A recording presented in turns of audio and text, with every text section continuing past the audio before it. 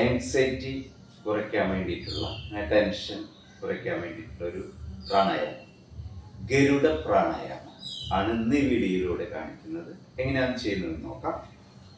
കാലുകൾ ചേർത്ത് വയ്ക്കുക. കൈയിനെ അല്പം കൈപ്പത്തികൾ ഇത്ര അകലത്തിൽ പിടിക്കുക, ഇങ്ങനെ മുട്ടിക്കേണ്ട.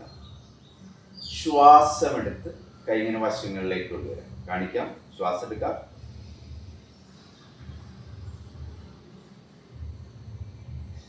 ശ്വാസം വിട്ട് പൂർവസ്ഥിതിയിലേക്ക്. ഒരു പ്രാവശ്യം കൂടി കാണിക്കാം. ശ്വാസം എടുക്കുക. ഇൻഹേൽ,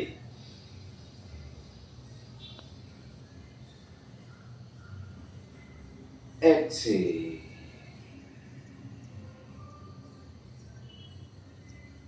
ഒരു പ്രാവശ്യം കൂടി ചെയ്യാം. Inhale,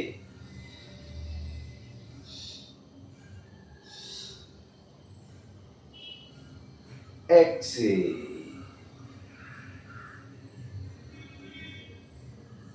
Inhale.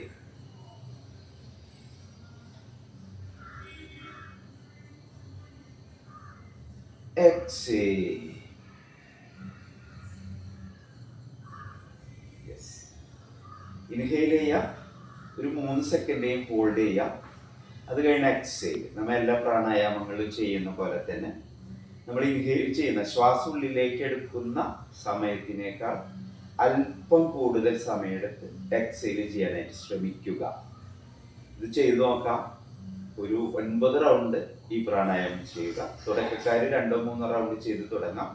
പിന്നെ ഓരോ ദിവസം ഓരോ റൗണ്ട് കൂട്ടി വരാം. അങ്ങനെ ഒരു 9 എണ്ണം ചെയ്യുക. തീർച്ചയായും നിങ്ങൾക്ക് ആങ്സൈറ്റിയിൽ നിന്ന് കുറവ് ലഭിക്കും. ചെയ്തു നോക്കുക. തീർച്ചയായും ഫലം ലഭിക്കും. നന്ദി.